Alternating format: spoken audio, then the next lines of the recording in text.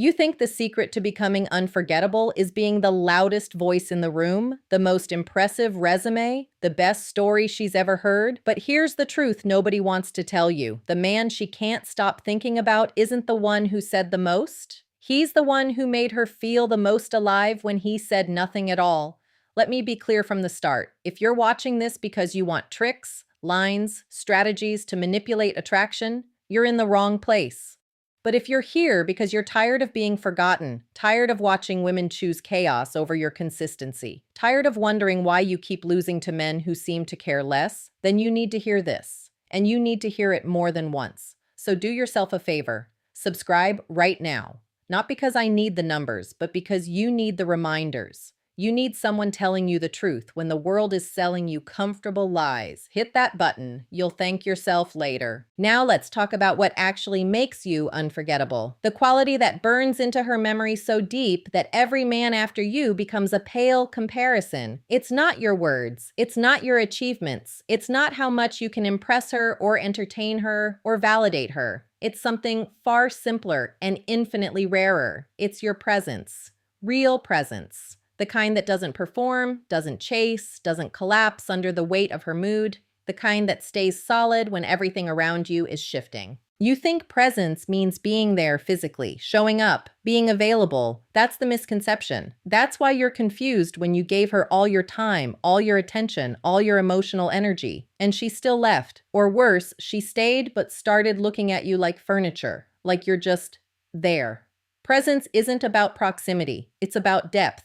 It's the ability to be fully in the moment without needing that moment to validate you, without needing her reaction to confirm your worth, without the desperate undertone of, please see me, please choose me, please tell me I'm enough. Here's the hard truth. Most men are not present. They're performing. They're in their heads, calculating, strategizing, trying to say the right thing, be the right thing, avoid the wrong thing. They're so busy managing her perception of them that they're not actually with her. They're with their anxiety, they're with their insecurity, they're with the 10 other women they're comparing themselves to, or the ex she mentioned once 3 months ago. She feels that. Women feel everything. They might not name it, but they know when you're fractured, when your attention is split, when you're more concerned with the outcome than the moment. And that's what it costs you. It costs you her respect. It costs you her attraction. It costs you the kind of loyalty that doesn't waver when things get hard or when someone more exciting shows up. Because when you're not present, you become replaceable. You become one option among many. You're no longer the man, you're just a man. And in her mind, she starts running comparisons. She starts wondering, she starts looking, not because you're not good enough, but because you were never fully there to begin with. Let me paint you a picture. The man who owns presence walks into a room and the energy shifts. Not because he demands it, but because he's grounded in something deeper than the room itself. He's not scanning for validation. He's not performing confidence. He's just there, fully. When he listens, he listens. No phone, no wandering eyes, no half responses while his mind is somewhere else. When he speaks, his words have weight because they come from stillness, not reaction. He doesn't need to fill every silence. He doesn't need to fix every emotion. He doesn't need her to be happy to feel secure in himself.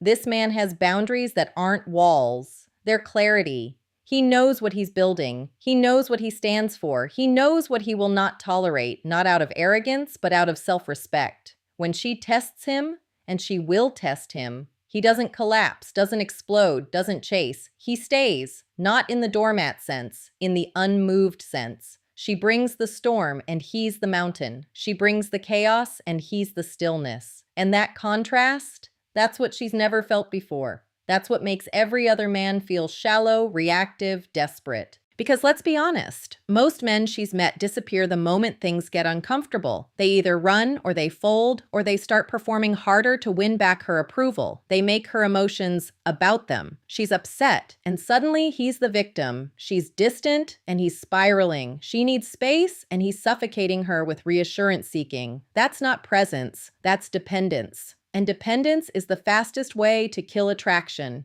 The man with presence doesn't take her emotions personally. He sees them, acknowledges them, holds space for them, but he doesn't absorb them as a reflection of his value. That's the key. He remains separate. Compassionate, but separate. Connected, but whole. He doesn't need her to be okay for him to be okay. And that paradox, that ability to care deeply without being destabilized, is what creates safety, real safety. The kind that makes her want to stay, not because she's trapped, but because she's finally met someone who doesn't need her to shrink or perform or manage his fragility. You want to know why she keeps thinking about you even after it's over? It's because you were the one moment of stillness in a lifetime of noise. You were the one man who didn't need her to be anything other than what she was. You didn't try to fix her. You didn't try to change her. You didn't make loving you a job. You just were. And that simplicity, that groundedness, that refusal to collapse, it marks her. It becomes the standard.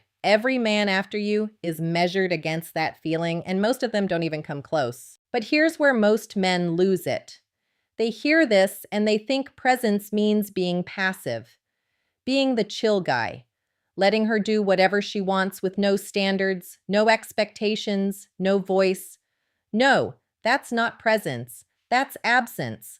That's hiding. Presence without boundaries is just people-pleasing in a calm voice. The man who is truly present is also clear. He knows what he's building, and he invites her into that vision, but he doesn't beg her to stay. He doesn't dim his purpose to make her comfortable. He doesn't rearrange his life every time she's uncertain. He says, "This is where I'm going. You're welcome to walk with me, but I'm not stopping." That's the difference.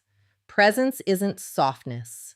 It's strength that doesn't need to prove itself. It's confidence that doesn't need an audience. It's love that doesn't need control.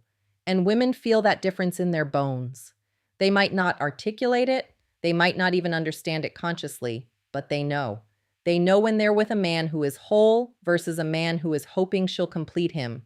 And the whole man, he's the one she thinks about at 2 a.m. He's the one she measures every date against. He's the one who ruins every other option because no one else feels that solid. So what does this look like in practice? Let me give you the roadmap. Stop trying to manage outcomes. Stop walking into every conversation with an agenda. Stop calculating how she's perceiving you. Stop editing yourself to match what you think she wants. That's exhausting for you and for her. Instead, ground yourself before you show up. Literally, take 60 seconds, breathe, feel your feet on the floor. Remind yourself that your value isn't on trial here. You're not auditioning, you're connecting, or you're not. Either way, you're okay. When she speaks, listen like she's the only person in the universe. Not because you're trying to impress her, because she is, in that moment, the only person in the universe. Put the phone down, turn your body toward her. Let the silence sit when she's done talking. Don't rush to fix, advise, or fill the gap. Just be there. Let her feel what it's like to be truly seen without being managed. That alone will set you apart from 90% of the men she's known. Stop reacting to her emotions. Stop letting her bad day become your identity crisis. Stop letting her pulling away become your cue to chase, convince, perform. When she's upset, be the calm. When she's distant, be the steady. Not cold, not indifferent, steady. Ask her what she needs. Respect her answer. Hold your ground. Don't make her emotions a commentary on your worth. They're not. They're hers. You can be supportive without being destabilized. You can be loving without being dependent. That's presence. Build something, anything, a business, a skill, a mission, something that gives your life weight outside of her. Because presence isn't just about how you show up in the relationship. It's about who you are when she's not around. If your entire world revolves around her attention, you have no presence. You have neediness dressed up as devotion. But if you're building, creating, growing, pursuing something meaningful, she feels that. She feels the gravity of a man with purpose. And that gravity is magnetic. It doesn't chase, it attracts. Set boundaries like you respect yourself, not to punish her, not to control her, but because you have standards for how you're treated, and you're not negotiating them for access to affection. If something doesn't sit right, say it, calmly, clearly, without apology. I don't do this. That doesn't work for me. Here's what I need. Don't wrap it in softness to avoid discomfort. Discomfort is part of intimacy. If she respects you, she'll respect the boundary. If she doesn't, you have information. And that information is a gift. Stop seeking reassurance. Stop asking if she's happy, if you're enough, if she still feels the same. Every time you ask, you signal doubt, and doubt erodes presence. If you need constant confirmation, you're not grounded in yourself. You're grounded in her approval. That's not love. That's dependency. Trust what she shows you. Trust what she chooses. And if that changes, trust yourself enough to handle it without falling apart. Here's what happens when you do this. When you stop performing and start being. When you stop chasing and start grounding. When you stop reacting and start responding. She notices. She feels the shift. She stops testing because there's nothing left to test. She stops comparing because there's no comparison. You become the reference point, the standard, the one who made her feel something she didn't even know she was missing. And when it's over, if it's over, she'll carry you with her. Not in a painful way, in a marking way. She'll tell her friends about you. She'll think about you when she's alone. She'll realize, sometimes years later, that you were the one who loved her without trying to own her. The one who saw her without trying to fix her. The one who stayed solid when everyone else crumbled. That's legacy. That's the kind of impact that doesn't fade.